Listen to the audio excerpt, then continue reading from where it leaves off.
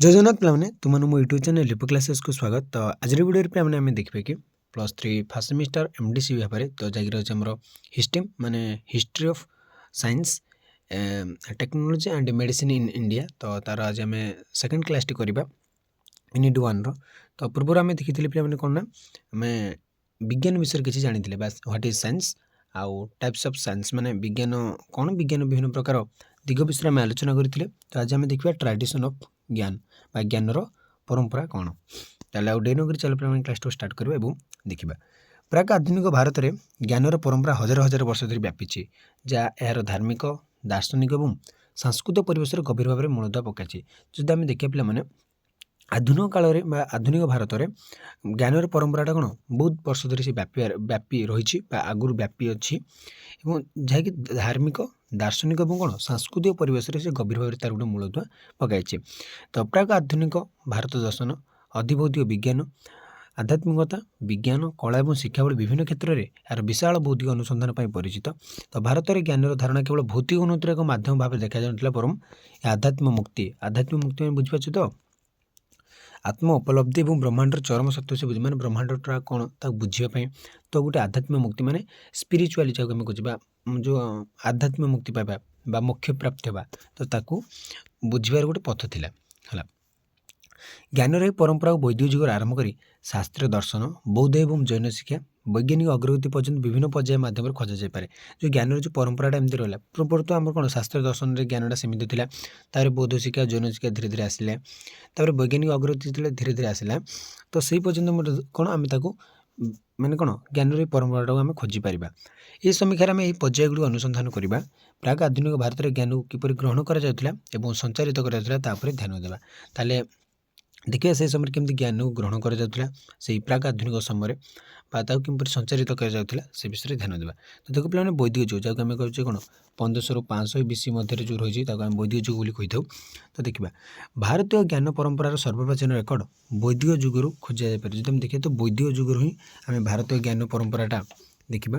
ସଂସ୍କୃତ ଭାଷାରେ ରଚିତ ବେଦଗୁଡ଼ିକ ହିନ୍ଦୁ ଧର୍ମର ମୂଳଦୁଆ ପାଠ୍ୟ ଏବଂ ଏଗୁଡ଼ିକ ପ୍ରାଚୀନ ଭାରତର ଦାର୍ଶନିକ ତଥା ଆଧ୍ୟାତ୍ମିକ ଢାଞ୍ଚା ବିଷୟରେ ଅନ୍ତର୍ଦୃଷ୍ଟି ପ୍ରଦାନ କରନ୍ତି। ତ ଆମେ ଯଦି କହିବା ପିଲାମାନେ ତ ଯେଉଁ ରହିଛି ଭାରତୀୟ ଜ୍ଞାନ ପରମ୍ପରାର ସର୍ବପ୍ରାଚୀନ ରେକର୍ଡ଼ ସେଟା ଆମର ବୈଦିକ ଯୁଗରେ ହିଁ ରହିଛି, ମାନେ ବୈଦିକ ଯୁଗରୁ ଆମେ ତାକୁ ଖୋଜିପାରିବା। ଯେଉଁଟାକି ଆମ ସଂସ୍କୃତ ଭାଷାରେ ରଚିତ ବେଦଗୁଡ଼ିକ ସେଇଟା ଆମ ଭାରତୀୟ ବା ଆମ ହିନ୍ଦୁ ଧର୍ମର ମୂଳଦୁଆ ପାଠ୍ୟ ବା ସେଇଟାକୁ ହିଁ ତାଙ୍କର ମୂଳଦୁଆ ବୋଲି ଆମେ କହିପାରିବା ଆମର ବେଦଗୁଡ଼ିକୁ। ଏବଂ ଏଗୁଡ଼ିକ ପ୍ରାଚୀନ ଭାରତର ଦାର୍ଶନିକ ମାନେ ଯେଉଁ ଆମର ପୁରୁଣା ଭାରତ ପ୍ରାଚୀନ ଭାରତର ଦାର୍ଶନିକ ତଥା ଆଧ୍ୟାତ୍ମିକ ଢାଞ୍ଚା ବିଷୟରେ ଅନ୍ତର୍ଦୃଷ୍ଟି ପ୍ରଦାନ କରନ୍ତି।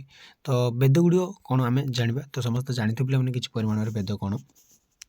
ଋଗ୍ବେଦ, ଯଜୁର୍ବେଦ, ସାମବେଦ ଏବଂ ଅଥର୍ବବେଦ ହେଉଛି 4ଟି ବେଦ ଯାହା ମୁଖ୍ୟତଃ ସ୍ତୋତ୍ର, ରୀତିନୀତି ଓ ମନ୍ତ୍ର ନେଇ ଗଠିତ।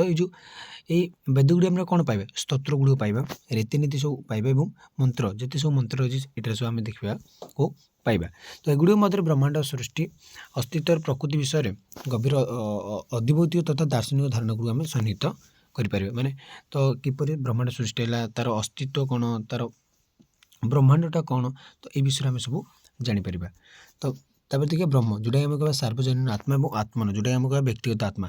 ତ ବ୍ୟକ୍ତିଗତ ଆତ୍ମାକୁ ଆମେ କହିବା ଆତ୍ମନ ଏବଂ ବ୍ରହ୍ମ ଯାହାକୁ ଆମେ କହୁଛେ ସର୍ବଜନୀନ ଆତ୍ମାର ଧାରଣା ବୈଦିକ ଜ୍ଞାନ ପ୍ରଣାଳୀର କେନ୍ଦ୍ରୀୟ ବିଷୟ ଥିଲା, ଯାହା ବ୍ରହ୍ମାଣ୍ଡ ଏବଂ ସ୍ୱର ଏକତାକୁ ପ୍ରତିନିଧିତ୍ୱ କରୁଥିଲେ। ସ୍ୱ ମାନେ କ'ଣ ନିଜର ବା ସେଲ୍ଫ।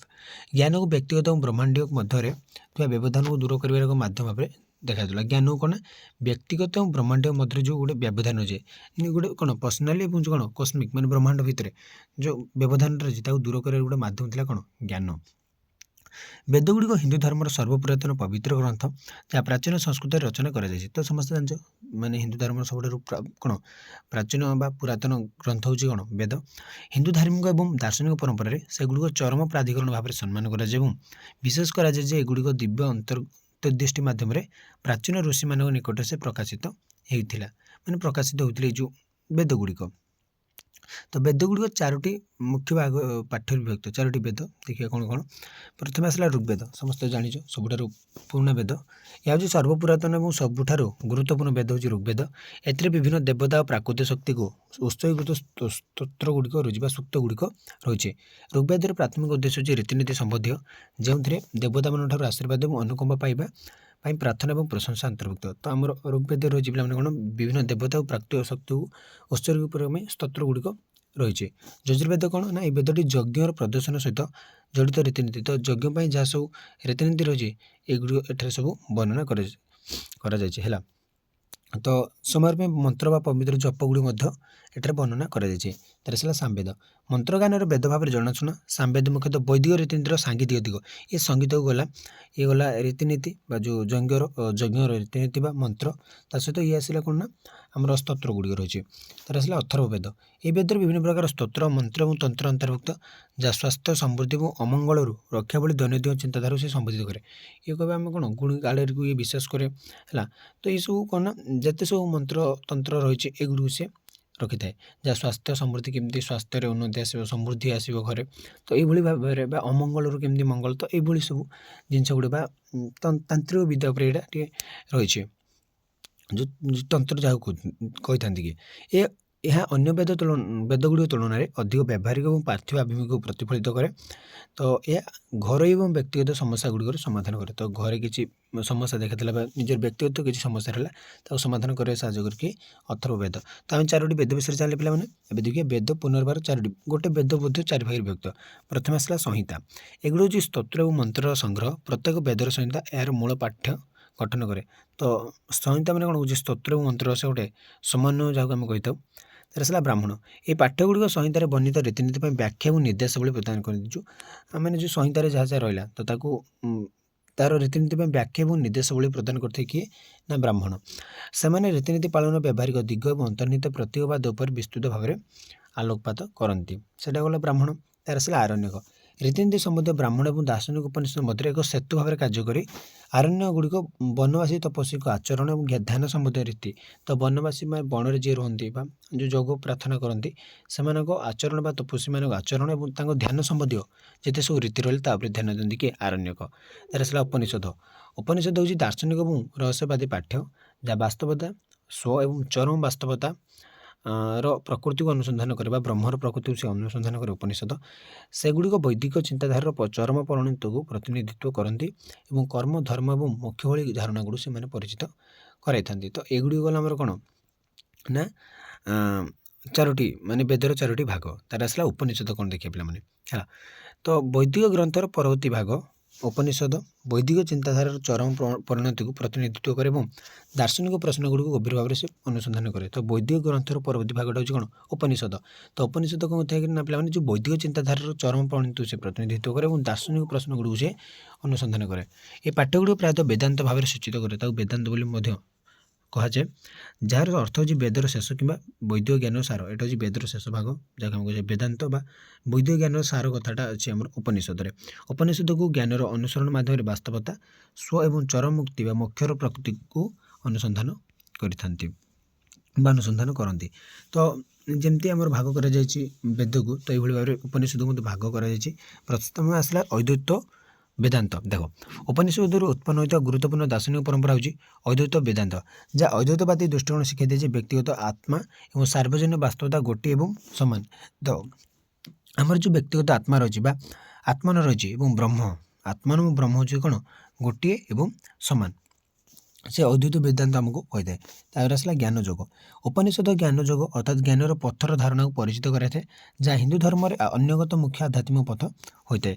ଆତ୍ମ ଅନୁସନ୍ଧାନ ଏବଂ ଧ୍ୟାନ ଉପରେ ସେ ଗୁରୁତ୍ୱାରୋପ କରେ। ତ ଜ୍ଞାନ ଯୋଗ କାହା ଉପରେ ଅଧିକ ଧ୍ୟାନ ମାନେ କ'ଣ ଗୁରୁତ୍ୱାରୋପ କରେ? ଆତ୍ମ ଅନୁସନ୍ଧାନ ଏବଂ ଧ୍ୟାନ ଉପରେ ସେ ଅଧିକ ଗୁରୁତ୍ୱାରୋପ କରିଥାଏ। ଉପନିଷଦ ଗୁଡ଼ିକ ହେଉଛି ପ୍ରାଚୀନ ଭାରତୀୟ ପାଠ୍ୟ, ଯାହା ହିନ୍ଦୁ ଧର୍ମର ଦାର୍ଶନିକ ଆଧାର ଗଠନ କରେ।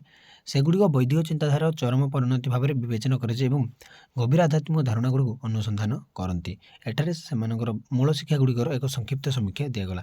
ତ ଦେଖିବା ଉପନିଷଦ ଗୁଡ଼ିକର ଯେଉଁ ମୂଳ ଶିକ୍ଷା ଗୁଡ଼ିକ ରହିଛି, ତ ତାର ସମୀକ୍ଷା ଗୁଡ଼ିକ ଆମେ ଦେଖିବା। ପ୍ରଥମେ ଆସିଲା ବାସ୍ତବତାର ପ୍ରକୃତି। ଉପନିଷଦ ଗୁଡ଼ିକ ବ୍ରହ୍ମର ଧାରଣାକୁ ପରିଚିତ କରାଇଥାନ୍ତି, ଯାହା ହେଉଛି ଚରମ ବାସ୍ତବତା ବା ପରମ ଚେତନା, ଯାହା ଭୌତିକ ବ୍ରହ୍ମାଣ୍ଡର ମୂଳଦୁଆ ଏବଂ ଏହାକୁ ଅତିକ୍ରମ କରିଥାଏ। ଉପନିଷଦ ଗୁଡ଼ିକ କ'ଣ ପିଲାମାନେ ବ୍ରହ୍ମର ଧାରଣାଟାକୁ ସେମାନେ ପରିଚିତ କରାଇଥାନ୍ତି, ଯେଉଁଟାକି ଆମର ଚରମ ବାସ୍ତବତା ବା ବାସ୍ତବତାଟା ମେନ୍ଟା ରିଆଲିଟିଟା କ'ଣ ସେଇଟା ଦେଖାଇଥାନ୍ତି। ତ ବ୍ରହ୍ମକୁ ଅସୀମ, ନିରାକାର ଏବଂ ମାନବ ବୁଝାମଣା ଠାରୁ ଉର୍ଦ୍ଧ୍ୱ ଭାବରେ ବର୍ଣ୍ଣନା କରାଯାଏ। ଏହା ସମସ୍ତ ସୃଷ୍ଟିର ଉତ୍ସ ଏବଂ ସବୁକିଛିର ସାର ତତ୍ତ୍ୱ। ଏଇଭଳି ଭାବରେ ରହିଛି ଆମର। ତାର ଆସିଲା ଆତ୍ମନ। ଆତ୍ମନ କ'ଣ ନା ଉପନିଷଦ ଗୁଡ଼ିକ ଆତ୍ମନର ଧାରଣା ଉପରେ ଗୁରୁତ୍ୱ ଦିଅନ୍ତି, ଯାହା ଜଣେ ବ୍ୟକ୍ତିର ପ୍ରକୃତ ଆତ୍ମା ବା ସ୍ୱ ଯାହାକୁ ଆମେ କହୁଛେ।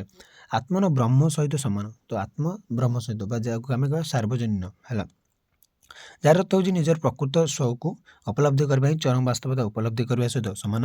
ଏ ହେଉଛି ଆତ୍ମ ଅନୁସନ୍ଧାନ ଏବଂ ଧ୍ୟାନ ମାଧ୍ୟମ। ଏହାକୁ ଆମେ କ'ଣ ଧ୍ୟାନ ମାଧ୍ୟମରେ ବା ଆତ୍ମ ଅନୁସନ୍ଧାନ ମାଧ୍ୟମରେ ହାସଲ କରିବା। ତ ଆତ୍ମନ ଏବଂ ବ୍ରହ୍ମର ଏକତା ଦେଖିବା। ଉପନିଷଦର ମୁଖ୍ୟ ଶିକ୍ଷା ହେଉଛି ଅଦ୍ୱୈତବାଦୀ ଦୃଷ୍ଟିକୋଣ, ଯେ ଆତ୍ମନ ଏବଂ ବ୍ରହ୍ମ ଗୋଟିଏ ବା ଏବଂ ସମାନ। ହଁ, ଯଦି ସେଥିରେ ହେଉଛି ଗୋଟେ କ'ଣ ଅଦ୍ୱୈତବାଦୀ ଦୃଷ୍ଟିକୋଣ, ଯେଉଁଟାକି ଆତ୍ମନ ଏବଂ ବ୍ରହ୍ମ ଗୋଟିଏ ଏବଂ ସମାନ। ତତ୍ ତ୍ୱମ୍ ଅସି ବା ତୁମେ ତାହା ଅଟ ବାକ୍ୟାଂଶରେ ସମାହିତ, ଯାହା ସୂଚିତ କରେ ଯେ ବ୍ୟକ୍ତିଗତ ସ୍ୱ ଏବଂ ସାର୍ବଜନୀନ ବ୍ରହ୍ମ ମୌଳିକ ଭାବରେ ସମାନ। ତ ଯେଉଁ ଆମର ବ୍ୟକ୍ତିଗତ ଆତ୍ମନଟା ରହିଛି ବା ସାର୍ବଜନୀନ ବ୍ରହ୍ମ ବୋଲି ଯାହାକୁ ଆମେ କହିଥାଉ, ସେମାନେ ଏକ ଏବଂ ସମାନ। ଏଥିରେ ଆସିଲା ମାୟାର ଧାରଣା। ଉପନିଷଦ ଗୁଡ଼ିକ ମାୟା ଅର୍ଥାତ୍ ଭୌତିକ ଜଗତର ଭ୍ରମ ବା ପ୍ରତାରଣାପୂର୍ଣ୍ଣ ରୂପରେ ଆଲୋଚନା କରନ୍ତି। ମାୟା ପୃଥକତା ଏବଂ ବ୍ୟକ୍ତିତ୍ୱର ଏକ ଭାବନା ସୃଷ୍ଟି କରେ, ଯାହା ଆତ୍ମନ ଏବଂ ବ୍ରହ୍ମର ଏକତାର ଉପଲବ୍ଧିକୁ ସେ ଅସ୍ପଷ୍ଟ କରେ। ମୁକ୍ତି ମାୟାକୁ ଅତିକ୍ରମ କରିବା ଏବଂ ବାସ୍ତବତାର ପ୍ରକୃତ ପ୍ରକୃତିକୁ ଅନୁଭବ କରିବା ବୁଝେ। ତ ଯେଉଁ ମୁକ୍ତିଟା ବା ମୋକ୍ଷ ମାୟାକୁ ଅତିକ୍ରମ କରି ଯେଉଁ ମାୟାଟା ରହିଛି ଆମକୁ, ଯିଏକି ଆମର କ'ଣ ବ୍ରହ୍ମର ଏକତାର ଉପଲବ୍ଧିରେ ସେ ଅସ୍ପଷ୍ଟ କରିଦିଏ, ମାନେ ଆମକୁ ବ୍ରହ୍ମର ପ୍ରକୃତ ଉପଲବ୍ଧିଟା କ'ଣ ଆମକୁ ବୁଝେଇ ଦିଏ ନାହିଁ ବା ସେ ଅସ୍ପଷ୍ଟ କରିଦିଏ। ତ ତାକୁ ଦୂରେଇବାରେ ଏବଂ ବାସ୍ତବତାର ପ୍ରକୃତ ପ୍ରକୃତିକୁ ଅନୁଭବ କରିବାକୁ ସେ ବୁଝାଏ। ଏଟା ଆସିଲା ମୁକ୍ତିର ପଥ। ମୁକ୍ତି ବା ମୋକ୍ଷ ଉପନିଷଦୀୟ ଚିନ୍ତାଧାରା ଏକ ଚରମ ଲକ୍ଷ୍ୟ। ଏଥିରେ ଜ୍ଞାନ, ଧ୍ୟାନ ଏବଂ ନୈତିକ ଜୀବନଶୈଳୀ ମାଧ୍ୟମରେ ଜନ୍ମ ଏବଂ ପୁନର୍ଜନ୍ମର ଚକ୍ରକୁ ଅତିକ୍ରମ କରିବା ଅନ୍ତର୍ଭୁକ୍ତ। ଉପନିଷଦ ଗୁଡ଼ିକ ଏହି ମୁକ୍ତି ହାସଲ କରିବା ପାଇଁ ଏକ ଧାର୍ମିକ ଜୀବନ, ଆତ୍ମଅନୁଶାସନ, ଭକ୍ତି ପାଇଁ ସେମାନେ କ'ଣ ଓକିଲାତି କରିଥାନ୍ତି। ଓକିଲାତି ମାନେ କ'ଣ ତା ପାଇଁ ଲଢ଼ିଥାନ୍ତି, ଆତ୍ମ ଅନୁଶାସନ ପାଇଁ, ଭକ୍ତି ପାଇଁ ଏବଂ ଧାର୍ମିକ ଜୀବନ ପାଇଁ ଲଢ଼ିଥାନ୍ତି ଉପନିଷଦ ଗୁଡ଼ିକ। ତାର ଆସିଲା କର୍ପୋରେଟ୍। ଆମେ ଖାଲି ଡିଟେଲ୍ସରେ ଧୀରେ ଧୀରେ କହି ଯାଉଛୁ, ଟୋଟାଲି ମୁଁ ମାନେ ଏତେ ଭଲସେ ଏକ୍ସପ୍ଲେନ୍ କରୁନି କାରଣ ଟାଇମ୍ ନାହିଁ ଆମ ପାଖରେ ଆଉ। ତ ଦେଖ, ତୁମେ ତ ସବୁ ବୁଝିପାରୁଥିବ, ଓଡ଼ିଆରେ ତ ଆମର ରହିଛି କିଛିଟା ମେନ୍ ଯେଉଁଟା ଅବୁଝା ରହୁଛି ମୁଁ କହିଦେଉଛି। ଦେଖ, କର୍ମ ଏବଂ ପୁନର୍ଜନ୍ମ। କର୍ମ ମାନେ କ'ଣ ନିଜର କର୍ମ ଯେଉଁଟା ଆମେ ଯେଉଁ କାର୍ଯ୍ୟ କରୁଛେ, ପୁନର୍ଜନ୍ମ ମାନେ ପୁଣି ଥରେ ଯେଉଁ ରିବାର୍ଥ ଆମେ ଯାହାକୁ କହୁଛେ। ଉପନିଷଦ ଗୁଡ଼ିକ କର୍ମର ନିୟମକୁ ମଧ୍ୟ ସମ୍ବୋଧିତ କରନ୍ତି, ଯାହା କହିଥାଏ ଯେ ପ୍ରତ୍ୟେକ କାର୍ଯ୍ୟର ପରିଣାମ ଅଛି, ଯାହା ଜଣଙ୍କର ଭବିଷ୍ୟତ ଜୀବନକୁ ପ୍ରଭାବିତ କରେ। ଆମେ ଯଦି ଭଲ କାର୍ଯ୍ୟ କରିବା ଆମର ଭଲ ପରିଣାମ ମିଳିବ, ତାର ଖରାପ କାର୍ଯ୍ୟ କଲେ ଖରାପ ପରିଣାମ। ତ ଏଇଭଳି ଭାବରେ ଯେକୌଣସି କାର୍ଯ୍ୟର ଗୋଟେ ପରିଣାମ ଅଛି ହେଲା। ତ ଏହି ନୀତି ପୁନର୍ଜନ୍ମ ଚକ୍ର ସହିତ ଜଡ଼ିତ, ଯେଉଁଠାରେ ଆତ୍ମା ମୁକ୍ତି ଲାଭ ନ କରିବା ପର୍ଯ୍ୟନ୍ତ ସ୍ଥାନାନ୍ତରିତ ହୁଏ। ଭଲ କାର୍ଯ୍ୟ କଲେ ସକାରାତ୍ମକ ଫଳାଫଳ ଦେଇଥାଏ, ଯେତେବେଳେ ନକାରାତ୍ମକ କାର୍ଯ୍ୟ ଦୁଃଖକୁ ବଜାୟ ରଖେ। ବୁଝିପାରିଲ ନା ନାହିଁ?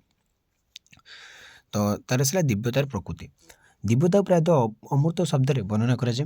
ସେପରି ଅସତ୍, ଚିତ୍ ଏବଂ ଆନନ୍ଦ, ଯେଉଁଟାକି ଆମକୁ ସତ୍ ମାନେ କ'ଣ ଅସ୍ତିତ୍ୱ, ଚିତ୍ ମାନେ ଆମର ଚେତନା ଏବଂ ଆନନ୍ଦ ମାନେ ହେଉଛି ପରମ ସୁଖଟା। ଦିବ୍ୟ ବାସ୍ତବତା ଭୌତିକ ଗୁଣଧର୍ମ ଏବଂ ଧାରଣା ଠାରୁ ସେଠି ଉର୍ଦ୍ଧ୍ୱରେ ରହିଥାଏ। ଏହା ଶୁଦ୍ଧ ଚେତନା ଏବଂ ପରମ ସୁଖର ଏକ ଅବସ୍ଥା, ଯାହା ଭୌତିକ ଜଗତର ସୀମାବଦ୍ଧତାକୁ ସେ ଅତିକ୍ରମ କରିଥାଏ। ତ ଏ ଯେଉଁ ଆମର ଦିବ୍ୟତାର ପ୍ରକୃତିଟା, ଆମେ ପ୍ରକୃତିଟାକୁ ବୁଝିବାକୁ ପଡ଼ିବ ହେଲା।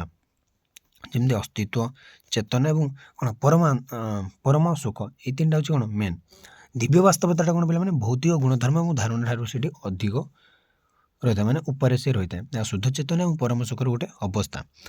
ତ ଉପନିଷଦ ଗୁଡ଼ିକ ବ୍ୟକ୍ତିବିଶେଷକୁ ଆନ୍ତରିକ ଜ୍ଞାନ ଏବଂ ଆତ୍ମ ଉପଲବ୍ଧି, ମାନେ ଅନ୍ତରର ଜ୍ଞାନଟା ବା ଅନ୍ତରର ଉପଲବ୍ଧିଟା ଖୋଜିବା ପାଇଁ ଆମକୁ ଆମନ୍ତ୍ରଣ କରନ୍ତି, ଯାହା ଅସ୍ତିତ୍ୱ ଏବଂ ସ୍ୱର ପ୍ରକୃତିକୁ ବୁଝିବା ପାଇଁ ଏକ ଗଭୀର ଦାର୍ଶନିକ ଢାଞ୍ଚା ପ୍ରଦାନ କରିଥାଏ। ସେମାନଙ୍କର ଶିକ୍ଷା ଆଜି ମଧ୍ୟ ହିନ୍ଦୁ ଦର୍ଶନ ଏବଂ ଆଧ୍ୟାତ୍ମିକ ଆଚରଣକୁ ସେ ପ୍ରଭାବିତ କରି ଚାଲିଛି। ତାର ଦେଖିବା ମାନେ ଶିକ୍ଷା ଏବଂ ସଞ୍ଚାରଣ କ'ଣ? ବୈଦିକ ଜ୍ଞାନ ମୁଖ୍ୟତଃ ମୌଖିକ ପରମ୍ପରା ମାଧ୍ୟମରେ ସଞ୍ଚାରିତ ହୋଇଥିଲା। ଗୁରୁକୁଳ ପ୍ରଣାଳୀ, ଯେଉଁଠାରେ ଛାତ୍ରମାନେ ସେମାନଙ୍କ ଶିକ୍ଷକ ବା ଗୁରୁଙ୍କ ସହିତ ରହୁଥିଲେ, ଜ୍ଞାନର ପ୍ରସାରରେ ଏକ ଗୁରୁତ୍ୱପୂର୍ଣ୍ଣ ଭୂମିକା ଗ୍ରହଣ କରିଥିଲା। ଗୁରୁ ଏବଂ ଶିଷ୍ୟ ମଧ୍ୟରେ ପବିତ୍ର ସମ୍ପର୍କ ଥିଲା ବା ସମ୍ପର୍କ ପବିତ୍ର ଥିଲା ଏବଂ ଶିକ୍ଷାକୁ ରୂପାନ୍ତରକାରୀ ପ୍ରକ୍ରିୟା ଭାବେ। ତ ଗୁରୁକୁଳ ଶିକ୍ଷା ତ ତୁମେ ଜାଣିଥିଲେ ପିଲାମାନେ ସେହି ସମୟରେ କେମିତି ମାନେ ସବୁ ଆଶ୍ରମରେ ଗୁରୁଙ୍କ ଆଶ୍ରମରେ ଗୁରୁଙ୍କର ସେବା କରୁଥିଲେ ବା ଅନ୍ୟ ଛାତ୍ରଛାତ୍ରୀମାନଙ୍କ ସେବା କରୁଥିଲେ, ମାନେ ସେ ଗୁରୁକୁଳର ସବୁ କାର୍ଯ୍ୟ କରୁଥିଲେ। ତ ଏଇଭଳି ଭାବରେ ଗୁରୁକୁଳ ଶିକ୍ଷାଟା ବହୁତ ଭଲ ଥିଲା ଏବଂ ସେହି ସମୟରେ ଗୁରୁ ଶିଷ୍ୟ ସମ୍ପର୍କଟା ବହୁତ ଭଲରେ ରହିଥିଲା। ତାପରେ ଆମେ ଦେଖିବା ପିଲାମାନେ ମହାକାବ୍ୟ ଏବଂ ଶାସ୍ତ୍ରୀୟ ଯୁଗ ଯେତେବେଳେ ଆସିଲା, ଯେଉଁଟାକି ଆମେ 500 BCରୁ 500 CE ମଧ୍ୟରେ ସୀମିତ ହୋଇ ରହିଛି। ଦେଖ, ବୈଦିକ ଯୁଗ ପରେ ଆସିଲା ମହାଭାରତ ଏବଂ ରାମାୟଣ ଭଳି ମହାକାବ୍ୟ ଗୁଡ଼ିକର ରଚନା ଦେଖିବାକୁ ମିଳିଲା। ତାପରେ ପରେ ଯାହା ବୀରତ୍ୱପୂର୍ଣ୍ଣ କାହାଣୀ ବା ସହିତ ଗଭୀର ଦାର୍ଶନିକ ଶିକ୍ଷା ଗୁଡ଼ିକୁ ସାମିଲ କଲା। ତ ଏଇଟା ଗୋଟେ ବୀରତ୍ୱର କାହାଣୀ, ତା ସହିତ ଏଠି କିଛି ବହୁତ ଗୁଡ଼ିଏ ଦାର୍ଶନିକ ଶିକ୍ଷା ଆମକୁ ମିଳିଲା। ଏଥିସହିତ ଏହି ସମୟରେ 6ଟି ଶାସ୍ତ୍ରୀୟ ଭାରତୀୟ ଦର୍ଶନ ବିଦ୍ୟାଳୟର ଉଦ୍ଭବ ବା ଜ୍ଞାନର ପରମ୍ପରାକୁ ଆହୁରି ସମୃଦ୍ଧ କରିଦେଲା। ତାପରେ ଧୀରେ ଧୀରେ ଜ୍ଞାନର ପରମ୍ପରାଟା କ'ଣ ଆହୁରି ଆଗକୁ ବଢ଼ିବାରେ ଲାଗିଲା। ଦେଖିବା ମହାଭାରତ ଏବଂ ଭଗବତ ଗୀତା। ମହାଭାରତ ଯାହା ବିଶ୍ୱର ଦୀର୍ଘତମ ମହାକାବ୍ୟ ମଧ୍ୟରୁ ଗୋଟିଏ, ତା ମଧ୍ୟରେ ଭଗବତ ଗୀତାକୁ ସାମିଲ କରାଯାଇଛି। ତ ଦେଖ, ମହାଭାରତ। ତ ମହାଭାରତ କ'ଣ ବିଶ୍ୱର ଗୋଟେ ଦୀର୍ଘତମ ମହାକାବ୍ୟ, ତା ଭିତରୁ ଭଗବତ ଗୀତା ମଧ୍ୟ ସାମିଲ କରାଯାଇଛି, ଯାହା ଭାରତୀୟ ଦାର୍ଶନିକ ଚିନ୍ତାଧାରା ଗଭୀର ଭାବରେ ପ୍ରଭାବିତ କରିଛି। ଗୀତାରେ ଜ୍ଞାନର ପଥ ବା ଯେଉଁଟା ଆମେ କହିବା ଜ୍ଞାନ ଯୋଗ, ମୁକ୍ତି ପ୍ରାପ୍ତିର ତିନୋଟି ମୁଖ୍ୟ ଉପାୟ ମଧ୍ୟରୁ ଗୋଟିଏ, ଯାହା ଭକ୍ତିର ପଥ ବା ଭକ୍ତି ଯୋଗ ଏବଂ କର୍ମର ପଥ ବା କର୍ମଯୋଗ ସହିତ ରହିଛି। ତ ଜ୍ଞାନ ଯୋଗ, ଭକ୍ତି ଯୋଗ ଏବଂ କର୍ମଯୋଗ, এই ତିନିଟା ହେଉଛି ଆମର କ'ଣ ଗୀତାରେ ଲେଖାଯାଇଛି, ଯେଉଁଟାକି ଆମର ମୁଖ୍ୟ ଉପାୟ ଗୁଡ଼ିକ ମୁକ୍ତି ପାଇବାର ବା ମୁକ୍ତି ପ୍ରାପ୍ତିର ତିନୋଟି ଉପାୟ।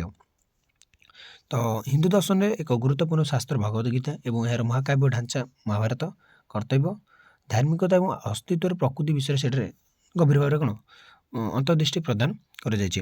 ତ ଆସିଲା ପରେ ଆମେ ଦେଖିବା ଭଗବତ ଗୀତା ହେଲା। ଗୀତା ହେଉଛି 700 ଶ୍ଲୋକ ବିଶିଷ୍ଟ ଏକ ସଂଳାପ, ଯାହା ରାଜକୁମାର ଅର୍ଜୁନ ଏବଂ କୃଷ୍ଣଙ୍କ ମଧ୍ୟରେ ହୋଇଥିଲା, ଯିଏ ତାଙ୍କ ସାରଥୀ ଭାବରେ କାର୍ଯ୍ୟ କରିଥିଲେ ହେଲା।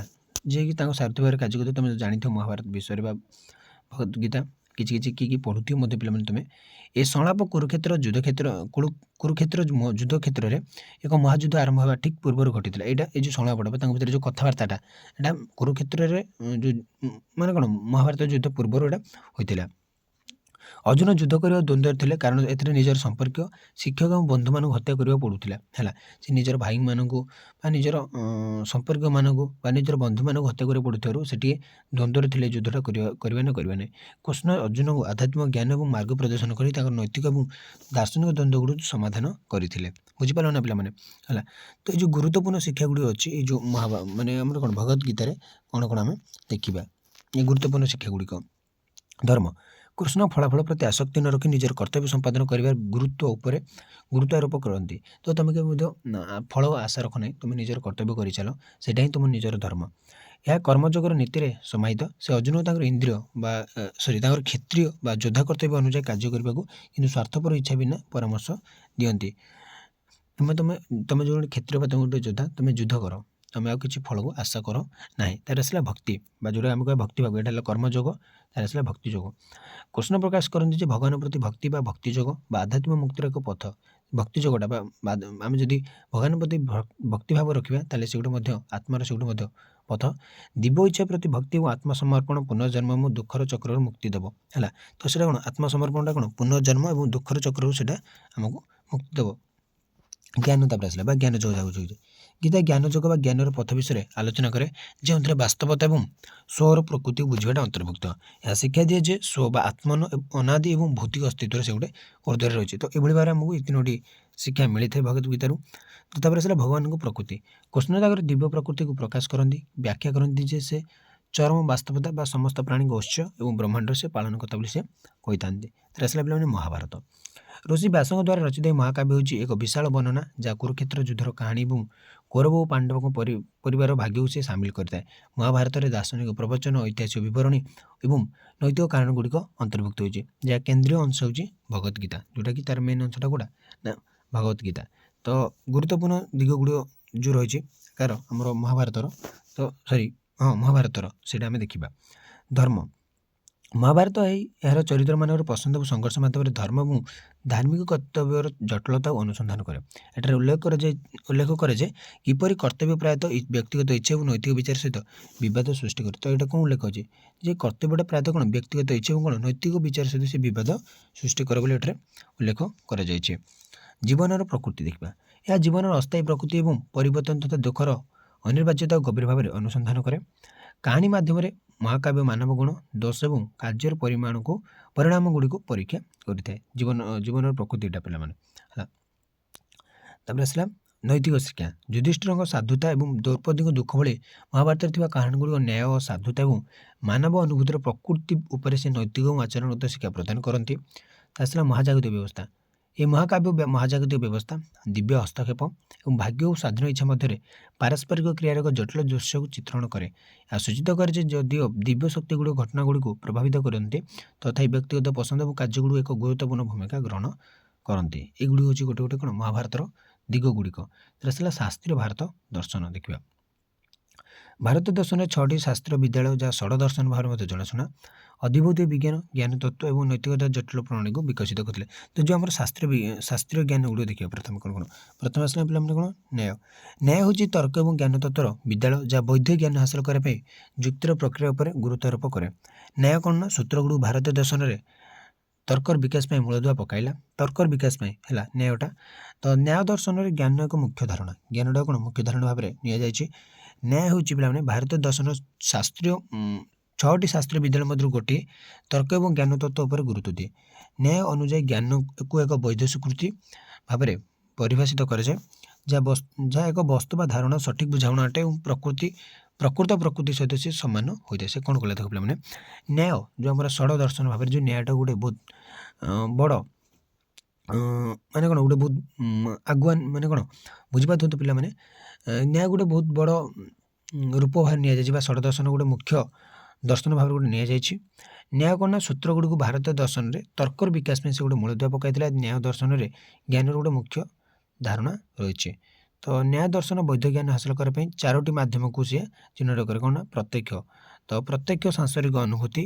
अनुमान मानवा पर्यवेक्षण और तात्विक अनुमान उपर आधारित जुक्ति उपमान जोटा आम सादृश्य और तुलना मध्य से प्राप्त ज्ञानटा और शब्द निर्भरयोग्य उत्सव प्राधिकृत पाठ्य माध्यम प्राप्त ज्ञान तो ये 4टी दिग उपर ध्यान दिए तो यही मध्यम गुड़ी को वैध ज्ञान पहुँचाई व्यवहृत हुए और न्याय दर्शन में से वास्तवतार प्रकृतिटा बुझा और मूल्यांकन कर अत्यावश्यक रही तो आसला वैशेषिक ए विद्यालय न्याय सहित घनिष्ठ भाव में जड़ित थिला एवं ब्रह्मांड को मौलिक उपादान गुड़िक वर्गीकरण करने ध्यान देइथिला जहाँ अधिभौतिक ज्ञान पर एक ढांचा प्रदान करथिला वैशेषिक दर्शन ज्ञान बा उपलब्धि को से सूचाए महर्षि कणाद द्वारा प्रतिष्ठित वैशेषिक भारतीय दर्शन 6टी शास्त्र विद्यालय मध्य गोटे वैशेषिक मध्य गोटे जो 6टी शास्त्र विज्ञान रही मध्य गोटे रही तो वैशेषिक दर्शन ज्ञान गुरुत्वपूर्ण दिग गुड़ी हूँ कौन पे ज्ञान प्रकार है वैशेषिक विभिन्न प्रणाली ज्ञान को से चिन्हट कर जमी प्रत्येक उपलब्धि प्रत्यक्ष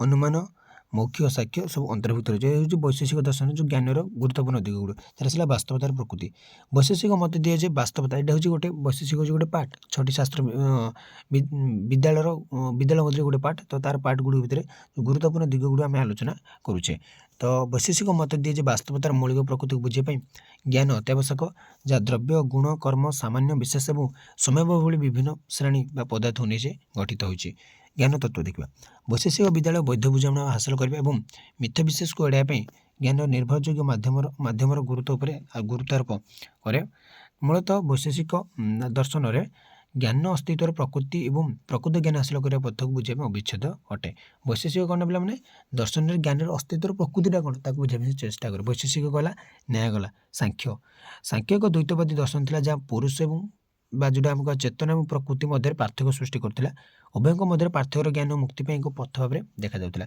सांख्य दर्शन पे खाली एमती नॉर्मली कहीदे सांख्य दर्शन ज्ञान बा बुझामण सूचाए है सांख्य दर्शन ज्ञानटा बुझामण को बुझाए ज्ञान बा बुझामण को बुझाए जहाँ आम कह सांख्य हूँ भारत दर्शन 6टी शास्त्र विद्यालय मध्य गोटे पुरुष और प्रकृति मध्य जो द्वैतता जो पार्थिकटा उपर से ध्यान दिए सांख्य अनुसार प्रकृत ज्ञान से उत्पन्न हुए जिते जड़े पुरुष और प्रकृति मध्य पार्थिकटा को बुझीपे यह ज्ञान आत्मा भौतिक जगत और यार परिवर्तन गुड़िक ठार पृथक बोली स्वीकृति दे मुक्ति दिगरे से नहीं थाए ए प्रणाली ज्ञान हासिल करने अंतर्दृष्टि और ध्यान माध्यम हासिल होता वास्तवतार प्रकृति एक गभीर विश्लेषणात्मक बुझाण को से सामिल करे तार आसला योग सांख्य गला योग आसला सांख्य दर्शन मूलदुआ थिबा योग विद्यालय आत्मज्ञान और मुक्ति हासिल करने ध्यान एवं श्रृंखलार अभ्यास उपर से गुरुत्वारोप करते देख तो योगटा कौन सांख्य दर्शन मूलदुआ थिबा योग विद्यालय आत्मज्ञान और मुक्ति हासिल से गोटे ध्यान और श्रृंखलार अभ्यास उपर से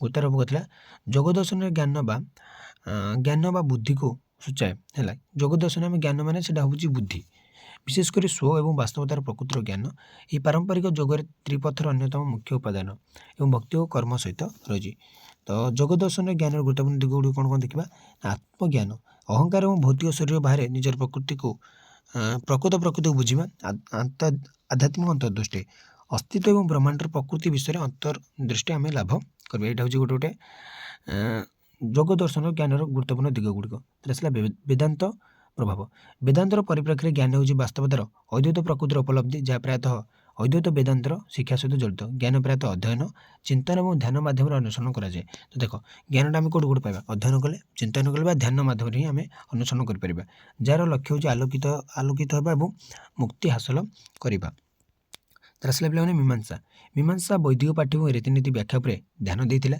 ଏହା ଜ୍ଞାନର କାର୍ମିକ ଦିଗ ଏବଂ ବେଦରେ ବର୍ଣ୍ଣିତ କର୍ତ୍ତବ୍ୟଗୁଡ଼ିକର କାର୍ଯ୍ୟକାରିତା ବିଷୟରେ ଅଧିକ ଚିନ୍ତିତ ଥିଲା। ମୀମାଂସା ଦର୍ଶନରେ ଜ୍ଞାନ ବା ବୁଝାମଣା ବୁଝାଏ, ବିଶେଷ କରି ବୈଦିକ ପାଠ୍ୟ ଏବଂ ରୀତିନୀତି ସମ୍ବନ୍ଧରେ ତାର ବୁଝାମଣା ସେ ସୂଚାଇଥାଏ। ହିନ୍ଦୁ ଦର୍ଶନରେ 6ଟି ସନାତନ ବିଦ୍ୟାଳୟ ମଧ୍ୟରୁ ଗୋଟିଏ ମୀମାଂସା ବୈଦିକ ରୀତିନୀତିର ଯେଉଁ ଗୁରୁତ୍ୱ ଏବଂ ସେଗୁଡ଼ିକୁ ଠିକ୍ ସଠିକ୍ ଭାବରେ ପାଳନ କରିବା ପାଇଁ ତାର ଆବଶ୍ୟକ ଜ୍ଞାନ ଉପରେ ସେ କ'ଣ ଗୁରୁତ୍ୱ ଦିଏ। ଋଷି ଜୈମିନିକ ଦ୍ୱାରା ପ୍ରତିଷ୍ଠିତ ମୀମାଂସା ବିଦ୍ୟାଳୟ ବୈଦିକ ପାଠର ବ୍ୟାଖ୍ୟା ଏବଂ ରୀତିନୀତିର ଉପଯୁକ୍ତ କାର୍ଯ୍ୟକାରିତା ଉପରେ ଧ୍ୟାନ ଦିଏ। ଏହା ମତ ଦିଏ ଯେ ବେଦଗୁଡ଼ିକ ହେଉଛି ଜ୍ଞାନର ଚରମ ଉତ୍ସ ଏବଂ ବୁଝାମଣା ଏହି ପାଠଗୁଡ଼ିକୁ ଅଧ୍ୟୟନ କରିବା ଏବଂ ସେମାନଙ୍କ ଦ୍ୱାରା ନିର୍ଦ୍ଧାରିତ ରୀତିନୀତିଗୁଡ଼ିକୁ ଅନୁସରଣ କରିବାକୁ ଆସିଥାଏ। ତ ମୀମାଂସା ଗଲା। ତାର ଆସିଲା ମାନେ କ'ଣ ବେଦାନ୍ତ ବିଶେଷ କରି ଅଦ୍ୱୈତ ବେଦାନ୍ତ ବିଦ୍ୟାଳୟଗୁଡ଼ିକ ମଧ୍ୟରେ ସବୁଠାରୁ ପ୍ରଭାବଶାଳୀ ଭାବରେ ଉଭା ହୋଇଥିଲା। ସେଟା ହେଲା ବେଦାନ୍ତର ବହୁତ କ'ଣ ପ୍ରଭାବଶାଳୀ ଭାବରେ ସେଇଟା ଉଭା ହେଲା, ଯାହା ଚରମ ବାସ୍ତବତା ବା ବ୍ରହ୍ମର ପ୍ରକୃତି ଏବଂ ଏହା ସହିତ ଏକତ୍ୱ ଉପଲବ୍ଧି କରିବା ପାଇଁ ଜ୍ଞାନର ପଥ ଉପରେ ଧ୍ୟାନ ଦେଇଥିଲା। ବେଦାନ୍ତ କ'ଣ ପିଲାମାନେ ନା ଉପନିଷଦରେ ମୂଳଦୁଆ ଥିବା ଏକ ପ୍ରମୁଖ ଦାର୍ଶନିକ ପ୍ରଣାଳୀ ବାସ୍ତବତା ସ୍ୱ ଏବଂ ବ୍ରହ୍ମାଣ୍ଡର ପ୍ରକୃତିକୁ ଅନୁସନ୍ଧାନ କରେ। ବେଦାନ୍ତର କେନ୍ଦ୍ରରେ ରହିଛି ବ୍ରହ୍ମର ଧାରଣା, ଯାହା ଚରମ ଏବଂ ଅପରିବର୍ତ୍ତିତ ବାସ୍ତବତା, ଯାହା ଭୌତିକ ଜଗତକୁ ଅତିକ୍ରମ କରେ ଏବଂ ସମସ୍ତ ଅସ୍ତିତ୍ୱର ସେ ଉତ୍ସ ରହିଥାଏ। ତ ଏଇଭଳି ଭାବରେ ରହିଛି ପିଲାମାନେ ବେଦାନ୍ତ। ତାପରେ ଆଉ ସେମିତି କିଛି ଇମ୍ପୋର୍ଟାଣ୍ଟ ନାହିଁ। ତାର ଆମେ ଦେଖିବା ବୌଦ୍ଧ ଏବଂ ଜୈନ ଅବଦାନ। ତ ବେଦାନ୍ତ ତା ସହିତ ଗୋଟେ ଆମେ ଦେଖିଲେ ତାର ମାନେ କ'ଣ ଆମର କ'ଣ 6ଟି ଶାସ୍ତ୍ରୀୟ ବିଦ୍ୟାଳୟର ଯେଉଁ ରହିଛି 6ଟି ଶାସ୍ତ୍ରୀୟ ବିଦ୍ୟାଳୟ ସେ ଦେଖିଲେ। ତ ଆମର ଲାଷ୍ଟରେ ଥିଲା ବେଦାନ୍ତ। ତ ବେଦାନ୍ତର ସାର କ'ଣ ପିଲାମାନେ ଏତିକି ଖାଲି ମନେ ରଖିଦିଅ ହେଲା, ଆଉ ଏତେ କିଛି ନାହିଁ। ତ ଗୋଟେ ପଏଣ୍ଟ ତ ଲେଖିବ ନା, ଏତିକି ମନେ ରଖିଦେଇଥାଉ। ତ ଆଜି ପିଲାମାନେ କ୍ଲାସ୍ଟି ମୁଁ ଏଠୁ ରହୁଛି। ଜୟ ଜଗନ୍ନାଥ।